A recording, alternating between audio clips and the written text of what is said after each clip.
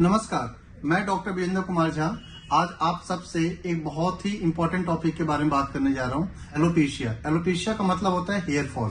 आज के समय में हेयर फॉल की प्रॉब्लम बहुत ही बढ़ती जा रही है। छोटे छोटे बच्चों में, बड़ों में, सब में ये प्रॉब्लम आ रही है। तो एलोपेशिया होता क्या है? एलोपेशिया का मतलब होता है हेयर फॉल। ये हेयर फॉल जो होता है कई तरह के हो सकते हैं। जनरली इसमें कई टाइप्स होते हैं, जैसे कि किसी का आप देखेंगे कि बाल जो होते हैं पूरे सिर से जा रहे होते हैं, किसी का एक राउंड पैच बन जाता है सिर के अंदर में, किसी का पूरा स्कैल्प ही खाली हो जाता है, किसी के बॉडी के डिफरेंट पार्ट से हेयर लॉस हो जाता है, जैसे कि उसकी दाढ़ी से, उसके मूंछों से वहां के बाल चले जाते हैं। तो इसके पीछे कारण क्या है? आजकल हेयर फॉल इतना क्यों हो रहा है? तो हेयर फॉल होने के कई कारण हो सकते हैं, जिनमें से जो मेन कारण है, मुख्य कारण है, एक तो आपका स्ट्रेस हो सकता है, एंजाइटी हो सकती है। आजकल की लाइफ जो वो है बहुत ही ज्यादा स्ट्रेसफुल है, वो भी एक कारण है हेयर फॉल होने का। इसके साथ साथ में हेरिडिटी भी होती है, जिनकी फैमिली हिस्ट्री में हेयर फॉल की, हेयर लॉस की प्रॉब्लम होती है, उनके बच्चों में ये प्रॉब्लम आती है। इसके साथ साथ में फॉलिकुलाइटिस, ये हेयर फॉलिकल्स का एक इन्फेक्शन होता है, जिसकी वजह से आपके हेयर लॉस होते हैं। इसके साथ में न्यूट्रिशनल डेफिशिएंसी, अगर आपकी बॉडी में न्यूट्रिशन की कमी है, उसकी वजह से भी हेयर फॉल हो सकता है।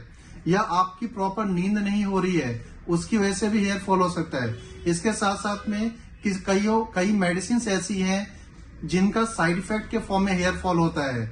इसके साथ साथ में आप देखेंगे कि किसी को कुछ प्रॉब्लम हुई है, पीछे कोई डिजीज हुई है, या जैसे कि टाइफाइड मान लीजिए, जॉन्डिस मान लीजिए, या कोई सीरियस प्रॉब्लम हुई है, बीमारी हुई है, उसके बाद में भी हेयर फॉल की प्रॉब्लम होनी चालू हो जाती है।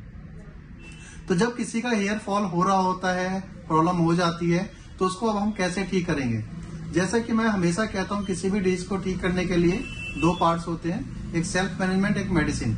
सेल्फ मैनेजमेंट में आपको क्या करना है? तो जो भी उसका पॉजिटिव फैक्टर मैंने बताया है आपको कि जिन जिन वजह से हो सकता है, अगर आपको लगता है कि इस वजह से आपका हेयर फॉल हो रहा है तो उससे बचिए। अगर आपको स्ट्रेस है, एंजाइटी है, तो उसको दूर करने की कोशिश कीजिए। अगर न्यूट्रिशनल डेफिशिएंसी लग रही है तो अपना खान पान सही कीजिए, अपने डाइट में प्रोटीन की मात्रा को बढ़ाइए।